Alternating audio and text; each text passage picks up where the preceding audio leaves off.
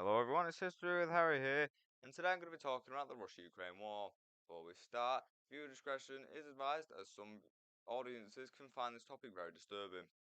Now, let's begin. So, you're probably wondering, how did the Russian and Ukraine war start? Well, here I am to tell you. But first, before I talk about the actual Russia-Ukraine war itself, we need to go back in history and talk a bit more about past of Russia and Ukraine. So, Ukraine was first made an independent country in 1991 as it got independence from the Soviet Union. Then, the USSR gave the Ukraine Crimea as a gift. Years later, to take it back in the Crimea War and annex it. Putin then ordered a bridge to be built from Russia to Crimea so he could transport military supplies and more to Crimea. So, what's Crimea got to do with the Ukraine war, you might be asking?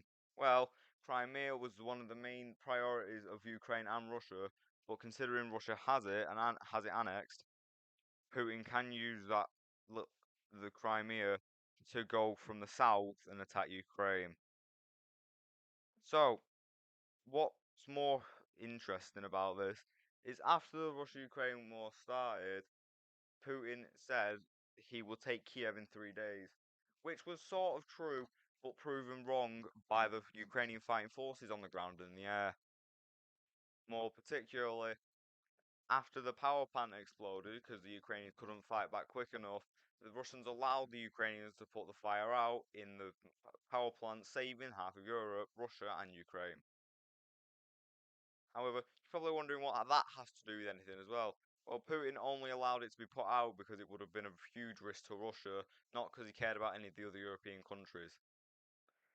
So, after, so you're probably wondering, well, what's any of this got to do with the Russia-Ukraine war? And if you're not, well, then congrats, you know what it is. But if you don't know, let me tell you, it's got everything to do with it. The Soviet Union, the Crimea War, and what I'm about to mention, Luhansk and Donetsk in the Donbass regions, declaring themselves People's Republics of Donetsk and Luhansk. So, how did this? You're probably wondering how it started. Well, let me tell you. Putin had his soldiers lined up at the Ukrainian border, approximately 94,300 of them, for several weeks.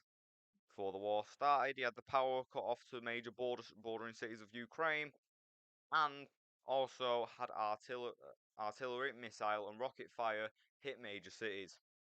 After that, he ordered the Russian soldiers to step foot on Ukrainian soil and start taking as much land as possible, hopefully so they could make it to Kiev.